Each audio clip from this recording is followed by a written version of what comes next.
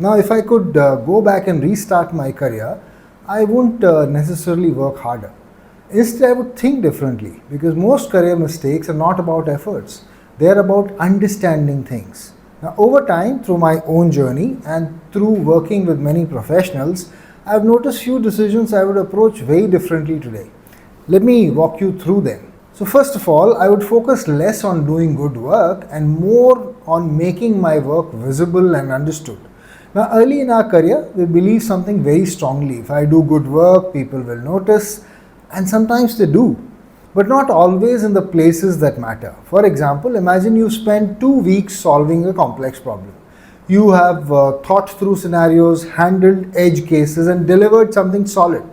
Inside your team, people know the effort, but when this gets discussed at higher level, it gets summarized in one line. Yeah, this was handled well. Now compare that with someone who shares their thinking during the process, brings stakeholders along, explains trade-offs clearly in meetings. Now their work is not just done, it is understood. And when decisions are made, people don't just remember outcomes, they remember how clearly they understood your thinking. So the insight here is that good work gets you credibility, but understood work gets you opportunity. So instead of asking, did I do this well? Also ask, who understands how I approach this and why it matters? Second, I would be far more deliberate about where I invest my energy. Now, early in our careers, we treat all work as equal. We say yes to everything because we think more work equals more growth. But that's not how it works. Let's say you spend 20 hours perfecting a report that very few people will review deeply, and 2 hours preparing for a discussion where key decisions are made. Which one has more impact on your career? Not the one you spend more time on, the one where visibility, context, and decisions intersect. Now, let me explain this. There are broadly 3 kinds of work that we do. 1, work that keeps things running. 2, work that improves things. And 3rd, work that shapes direction. Most people spend 80% of their time in the first category. Careers accelerate when you gradually move towards the 3rd. So instead of asking how much work am I doing, ask which part of my work actually influences outcomes and decisions. And number 3, I would leave roles before they become too comfortable.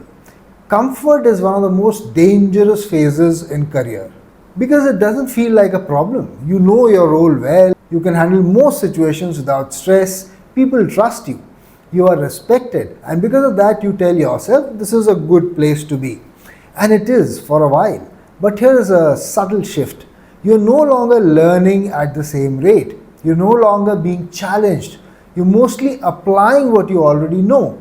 And that's where growth slows down. Now, careers don't plateau when you stop working hard. They plateau when your environment stops stretching you. So instead of waiting for discomfort, ask yourself, when was the last time I felt stress and not just busy? If the answer is a while ago, that's a signal to move into another role. And at number 4, I would actively shape how I am perceived, not leave it to chance. Now, this is something most professionals realize late. We assume if I do good work, my reputation will take care of itself. But perception doesn't form automatically, it forms based on patterns people observe. So, for example, 2 people deliver similar results. One is seen as reliable, gets things done. The other is seen as sharp thinker, influences decisions. Now, both are valuable, but when leadership role opens up, which description gets selected more often? The second. Because leadership is associated with thinking and influence and not just delivery. Your work creates results, but your pattern of behavior creates your identity, and identity drives opportunity. So ask yourself, if someone had to describe me in one sentence, what would they say? And more importantly, is that helping or limiting my growth? And at number 5, I would seek uncomfortable feedback much earlier.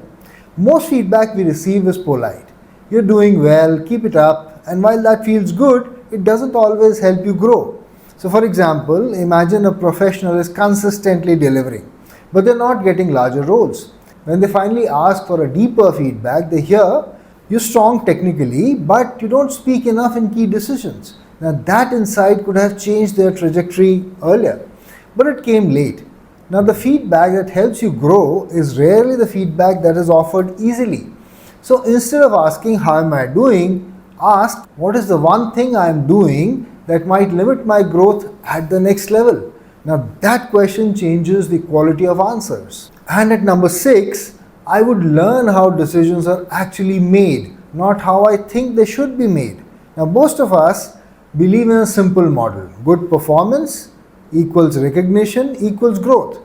But in reality, it's more complex than that. You do excellent work, but promotion discussions happen in a room where your manager represents your work. Others compare you with different candidates. Decisions are influenced by context, perception, and need. Your work is not present there. Your representation is. Careers don't move forward based only on your work. They move based on how your work is talked about, who advocates you, and how clearly others understand your potential. So instead of only focusing on your work, ask, who understands my work deeply enough to speak about it when I am not in the room? And finally, at 7, I would ask one question much earlier. What do I want to be known for? Not just in terms of role, but in terms of identity. So, for example, I've seen professionals grow steadily for years, taking on roles, responsibilities, promotions, and then pause at some point and ask, is this what I actually want to be known for? But by then, their career has already formed a pattern. Changing it is possible, but it requires huge effort. Now, careers don't just grow, they accumulate direction. So, early in your career and periodically thereafter, ask, what pattern is my work creating? Because if you don't choose that direction, it will get chosen for you. If I had to summarize all of this in one line, it would be this: careers don't just reward effort, they reward awareness. Awareness of where you are investing your time, how you are being perceived, and what environment you are in, and what direction you're moving towards. Now, the earlier you see these patterns, the more intentional your decision becomes. And over time, that's what creates not just growth, but meaningful growth.